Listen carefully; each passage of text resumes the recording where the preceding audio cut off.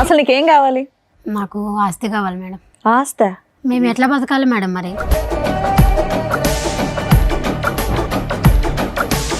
లవర్తో నువ్వు బతకడానికి మొగుడుతో డబ్బులు కావాలా నీకు? అవును మేడం కావాలి మరి. మేము ఎలా బతకాలి మరి చెప్పండి, మరి మీరే న్యాయం చెప్పండి. నేను పని చేయవా? చేయను నేను.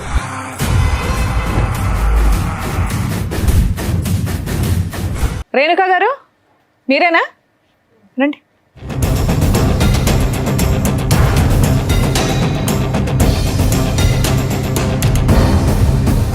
పిలువు తల్లి. దా బాబు నమస్కారం, కూర్చో. ఇతనేనా రెడ్ హ్యాండ్? మేడం. ఏమ్మా రేణుకా, అసలు నీకేం కావాలి? నాకు ఆస్తి కావాలి మేడం. ఆస్తా? ఎందుకు? లవర్ ఉన్నాడు కదా, ఇంకా ఆస్తి ఎందుకు? మేము ఎట్లా బతకాలి మేడం మరి? ఇగో కాళ్ళు ఇరుగుతాయి అంటారు చూడు, ఇప్పుడు నువ్వు చేసిన పనికి ఇక్కడ దాకా వచ్చి నీ కాళ్ళు నువ్వు అవును మేడం, మరి బతకాలంటే మేము ఎలా బతకాలి? కాలు చేతులు పని చేయట్లేదా మీవి? ఏంటమ్మా, అతను ఆస్తి ఇస్తే మీరిద్దరు కాపురం చేస్తారా? అవును సార్. అందుకే నా ఆస్తి సంతకానికి పిలుస్తుంది. ఆవిడ చూడమంటారేంటి సార్? మీకు బుద్ధి లేకపోతే? ఏమండి మీ ఆస్తి మీకు కావాలంట? కదా బుద్ధి లేదు ఇక్కడ. మీ ఆస్తి కావాలంటే అలాంటి పనికి మళ్ళీ అమ్మాయి కావాలి ముర్రా అని నువ్వు అడుగుతున్నావు. రెడ్ హ్యాండెడ్ గా దొరికితే పని చేసుకుని మీ ఆవిడంటే ఇష్టం కదా, వాళ్ళిద్దరిని పోషించండి.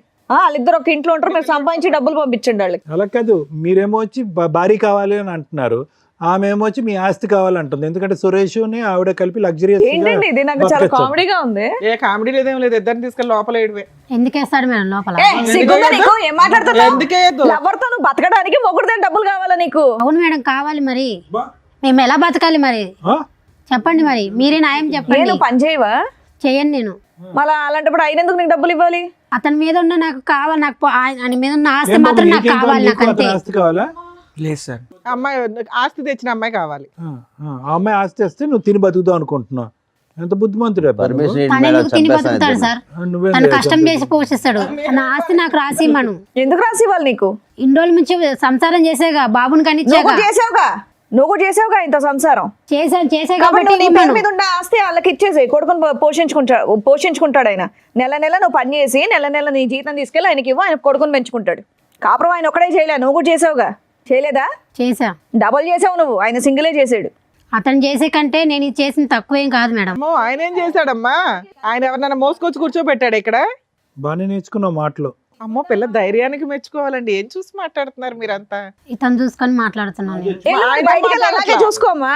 ఆయన ఏం మాట్లాడట్లా, నువ్వే మాట్లాడుతున్నావు. ఏంటండి నాకు ఇతనంటే ఇష్టం మేడం, నాకు ఇతనంటే ఇష్టం. నేను ఇతనితోనే బతకాలనుకుంటున్నాను. అందుకే ఆస్తి రాసి చిల్లిగవ్వ రాదు, అతని ఆస్తిలో చిల్లిగవ్వ రాదు. నీకు లీగాలిటీ చెప్తాను. ఆస్తి రాదు, కొడుకు రాడు.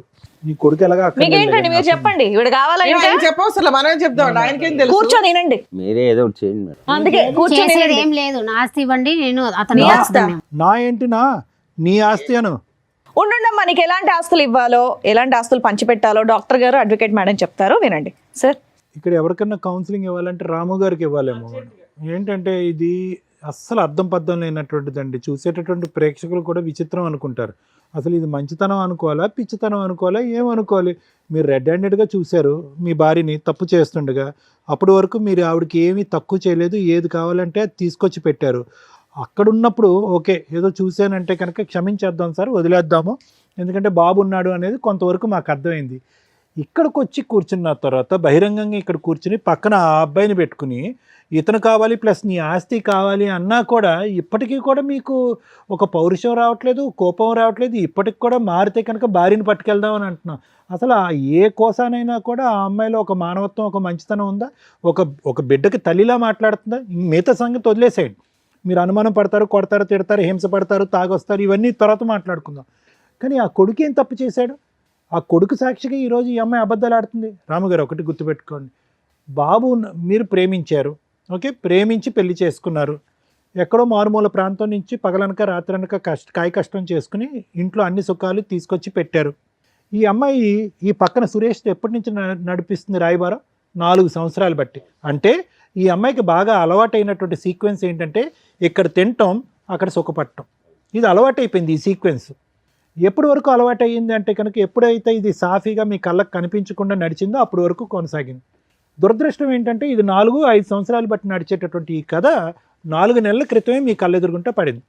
అప్పటి నుంచి మీరు ఎక్కడికి వెళ్తున్నావు, ఏం చేస్తున్నావు, ఇలా రకరకాల ప్రశ్నించేటప్పటికి పెట్టి బేడా చదువుకుని కొడుకును కూడా వదిలేసి అక్కడికి వెళ్ళిపోయింది.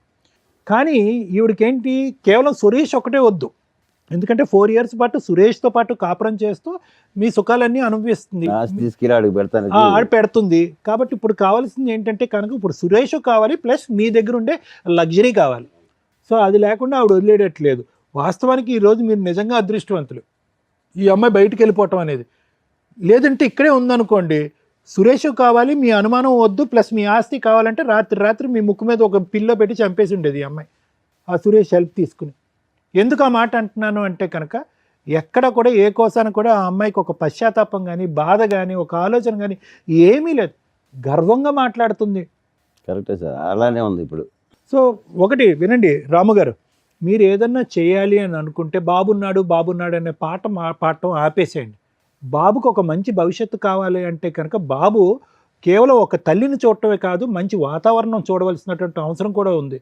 ఇటువంటి తల్లి ఆ అబ్బాయికి ఉంది అంటే కనుక రేపొద్దున ఆ అబ్బాయి పెద్ద అయిన తర్వాత మిమ్మల్ని అడుగుతాడు, ఏంటి నాన్న అమ్మ క్యారెక్టర్ ఇలాంటిది అట్టు కదా, సురేష్ అనేటటువంటి అంకుల్ వచ్చిపోతున్నాడు, ఏంటి నాన్న ఏంటి కథ జరుగుతుంది అంటే కనుక ఏదో రోజు ఈ కథ అనేది మీరు మీ అబ్బాయికి చెప్పాలి.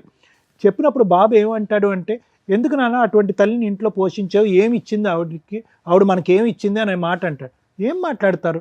ఆ ప్రశ్నకి మీరు ఏం సమాధానం చెప్దాం అనుకుంటున్నారు? ఒక్కసారి ఆలోచించుకోండి సార్. ఏం చేయాలో అర్థం కాక మీ దగ్గరికి వచ్చాను. మీరు ఇక్కడికి వచ్చినటువంటి కారణం ప్రధానంగా ఏంటంటే మమ్మల్ని కలపండి, మా భార్యను మార్చండి అండి. మార్చాలి అనే కూడా ఈ వేదిక మీద ఉన్నటువంటి మేము ముగ్గురు మార్చాలన్నా కూడా ఆ మార్చగలిగేటటువంటి అక్కడ కూర్చునేటటువంటి వ్యక్తికి కొన్ని క్రైటీరియా ఉండాలి, కొన్ని అర్హత ఉండాలి, కొన్ని లక్షణాలు ఉండాలి, ఆలోచించేటటువంటి విధానం ఉండాలి, కొద్దిగా దిగి ఉండాలి. నేను ఒక బాధ్యత గల స్త్రీని, నేను ఒక తప్పు చేశాను, నా తప్పుని నేను తెలుసుకున్నాను, ఇప్పుడు నా దారిని నేను పడతాను, నన్ను క్షమించండి అనేటటువంటి ఆలోచన ఉండాలి.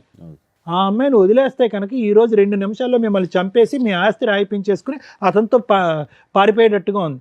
అటువంటి వ్యక్తులు మారటానికి అవకాశం లేదు. అటువంటి వ్యక్తుల్ని నాకు ఇవ్వండి అని అడగటానికి కూడా వినటానికి కూడా బాలేదు.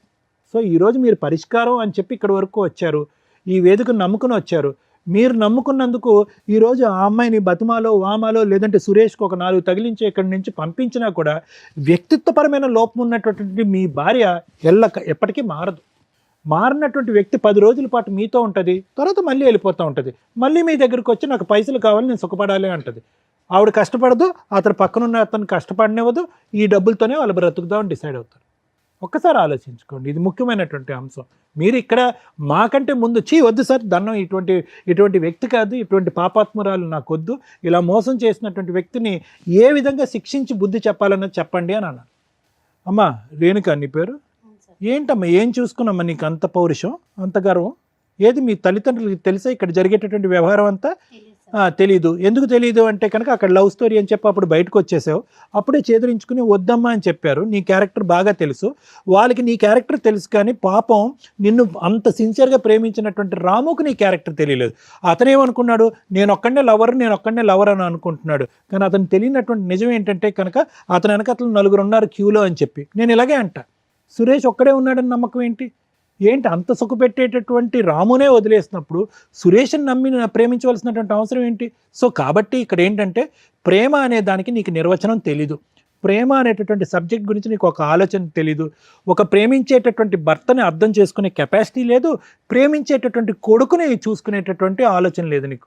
సో నీకు ఏ అర్హత లేదమ్మా. సింపుల్గా చెప్పాలి అంటే ఆ మనిషిగా ఉండేటటువంటి ఆలోచనలో ఉండే అర్హత లేదు, నీకు ఏ అర్హత లేదు. ఆ పిచ్చోళ్ళ ఉన్నాడు ఆ సురేష్, అతను ఎందుకు వచ్చాడు నీ వెనకట్ల నాకు ఇప్పటికీ అర్థం కావట్లేదు. ఏమయ్యా సురేష్, ప్రేమించుకుంటే వచ్చేస్తావా? అక్కడ భార్య పిల్లలు ఉండరా? అక్కడ కొడుకు బాధ్యత ఉండదా వాళ్ళకి? లేదు సార్, తను ఇట్లా తాగుతుండదు. అంటే తాగితే మధ్యలో దూరిపోతావా? అంటే తాగేటటువంటి అన్ని కాపురాల్లో నువ్వే ఉంటావు మధ్యలోకి వెళ్ళి?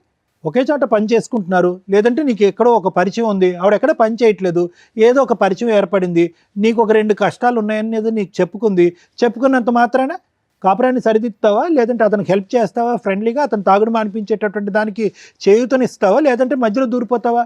ప్రేమించడం వల్ల అలా ఏం ప్రేమ అయ్యా, ఇది ప్రేమ అంటారా? వద్దు రాముగారు, ఇలాంటి వ్యక్తిత్వాలు అసలు వద్దు. మీరు మంచివారిలా కనిపిస్తున్నారు, మీ కష్టాన్ని మీరు నమ్ముకున్నారు, తెలిసి తెలియకో ఇటువంటి అమ్మాయిని ప్రేమించారు. 4 సంవత్సరాల క్రితమే వీళ్ళిద్దరూ కలిపి మీకు వెనకతలు గోతులు తవ్వుతున్నారు, ఇప్పుడు కూడా మీరు బ్రతుకున్నారు అంటే కనుక అది కేవలం మీ అదృష్టమే. వీళ్ళు మీరు ఉండకుండా ఉండటానికి, మీ ఆస్తి కాజేయడానికి ఎంత దూరం అన్నా వెళ్ళటానికి వీళ్ళు రెడీగా ఉంటారు. సో మీరు నేర్చుకోవాల్సిన అంశాలు ఉన్నాయి ఇక్కడ. మేడం ఈ ఎపిసోడ్ స్టార్ట్ చేయడానికి ముందు మన వాళ్ళని ఒకసారి ఆ బాండ్ పేపర్స్ కానీ వైట్ పేపర్స్ ఏమైనా ఉంటాయి, ఎందుకంటే సిగ్నేచర్ తీసుకోవడానికి కన్ఫామ్గా నేను అది అట్లాగే కంప్లీట్ చేయాలని అనుకుంటున్నా. షూర్. సార్ ఇక్కడ మీరు ఎందుకు వచ్చారు? నా భార్య కావాలండి, నా పిల్లాడికి తల్లి కావాలండి అని. అలా మేము 100% ప్రయత్నిస్తాం ఎక్కడైనా కానీ. అలాగే ఒకవేళ మీరు తీసుకున్న డెసిషన్ కరెక్ట్ కాకపోతే మీకు ప్రాక్టికల్గా విత్ ఎవిడెన్స్తో చూపించి మీ ఆలోచన విధానం మళ్ళీ కన్ఫ్యూజ్ అవ్వకుండా మార్చటం కోసం మా వంతు ప్రయత్నం మేము చేస్తాం. ఇప్పుడు కూర్చున్న ఇంతసేపట్లో దగ్గర దగ్గర 4 hours నుంచి మీ ఎపిసోడే నడుస్తుంది. ఆవిడ రావడం వరకు అదృష్టం ఏంటంటే అమ్మగారు వచ్చింది, వస్తూ ఆవిడ లవర్ని తీసుకొని వచ్చింది. అప్పుడైనా మీరు రియలైజ్ అవ్వాలి. ఇందాక మీతో మాట్లాడినప్పుడు నేనేమన్నా, సార్ ఆ అమ్మాయి మీకు రెడ్ హ్యాండెడ్గా దొరికినప్పుడు నన్ను క్షమించండి, ఇంకోసారి ఇట్లాంటి తప్పు చేయను అని అలా పెద్దవాళ్ళని తీసుకొచ్చి ఏమన్నా బాండ్ పేపర్ మీద రాసి అంటే ఒక ఛాన్స్ ఇస్తాం మనం, అవునా? అలా అమ్మాయి అనకపోతే మీరు పిల్లాడి కోసం కావాలని తెచ్చుకుంటే మీ ముందే మీరు ఇట్లా పక్కకి సందులోకి వెళ్ళగానే ఎదురు సందులో నుంచి వచ్చి ఆయన లోపలికి వచ్చి కాపురం చేసి వెళ్తూ ఉంటాడు. అది రేపటి రోజున మిమ్మల్ని మీరు సూసైడ్ చేసుకునేలాగా ప్రొవోక్ చేయటమో, లేకపోతే వాళ్ళని చంపి ఇందాక నుంచి అంటున్నారు నాకు ఛాన్స్ ఇస్తే చంపేస్తాను మేడం అని, లేదా వాళ్ళిద్దరు కలిపి మిమ్మల్ని ఆస్తి కోసం చంపడమో ఈజీగా జరిగే ప్రాసెస్. ఇక్కడ అన్యాయం అయ్యేది ఎవరు? పిల్లాడు. అర్థమవుతుందా? అలాంటి తల్లి ఆ పిల్లాడికి అవసరంలా, కానీ మీలాంటి తండ్రి అవసరం కదా.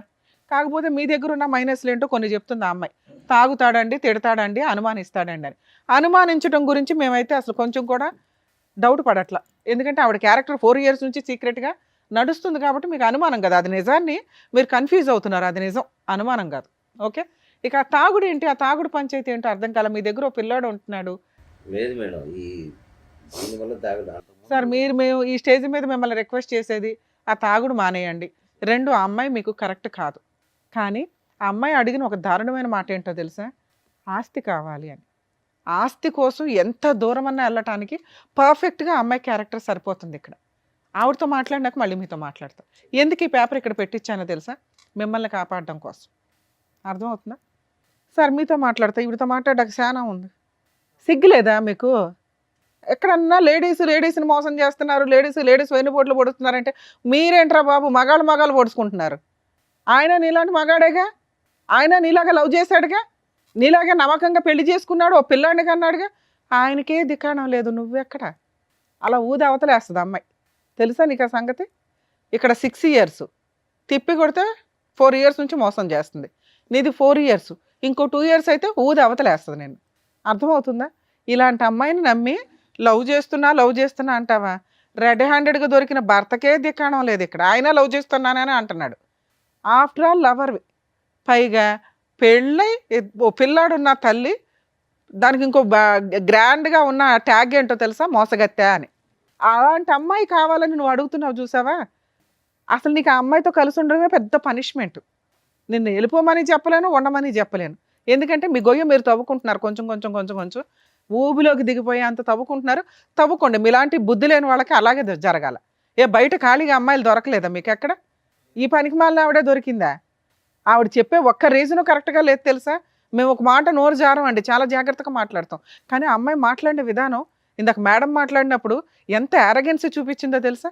మిమ్మల్ని తీసుకొచ్చి ఇక్కడ ఎంత ధైర్యంగా కూర్చోబెట్టిందంటే వీళ్ళు ఏం చేసుకుంటారో చేసుకొని ఇవ్వండి అని. మేము ఇద్దరిని తీసుకెళ్ళి జైల్లో వేస్తానంటే ఎవరు మాట వేస్తారు అని. ఇదండి ఈరోజు సమాజంలో జరుగుతున్న తెగింపు. అక్రమ సంబంధాలు పెట్టుకున్న వాళ్ళ యొక్క తెగింపు ఏంటో తెలుసా? తప్పు చేసిన వాళ్ళని కంట్రోల్ చేయడానికి ఎప్పుడు లా అండ్ ఆర్డర్ ఉంటుంది. మీరు 497 సెక్షన్ ఏదైతే తీసి అవతల పడేశారో, ఇలాంటి వాళ్ళందరూ వాయిస్ రేస్ చేసి మాట్లాడుతున్నారు, కుదరకపోతే చంపేస్తున్నారు. అది అబ్బాయిలు చేస్తున్నారు, అమ్మాయిలు చేస్తున్నారు. ఎందుకంటే ఇక్కడ ఒక అబ్బాయి చేశాడు, ఇప్పుడు ఒక అమ్మాయి చేస్తుంది. వీళ్ళిద్దరూ కలిపి సమాజాన్ని బస్టు పట్టించడంలో వీళ్ళు ఒక అడుగు ముందుకేస్తున్నారు. కనీసం ఈ ఎపిసోడ్ చూసే వాళ్ళన్నా ఆ కామెంట్స్లోనూ ఏదన్నా కానీ ఈ అడల్టరీకి సంబంధించి సెక్షన్ని మళ్ళీ ఇంప్లిమెంట్ చేయమని అడిగితే బెటర్ అని నా ఉద్దేశం. ఎందుకంటే సగం జీవితాలు సర్వనాశనం అవుతున్నాయి ఈ అక్రమ సంబంధాల వల్ల. కనీసం అదొక సెక్షన్ ఉంటే పనిష్మెంట్ అన్న భయంతో ఎక్కడో కొంచెం ఊపిరి పోసుకుందాం అని కూడా ఇట్లాంటి ఆలోచన విధానాన్ని కంట్రోల్ చేసుకుంటారని నా ఉద్దేశం. ఏమ్మా ఓకేనా? బయలుదేరు.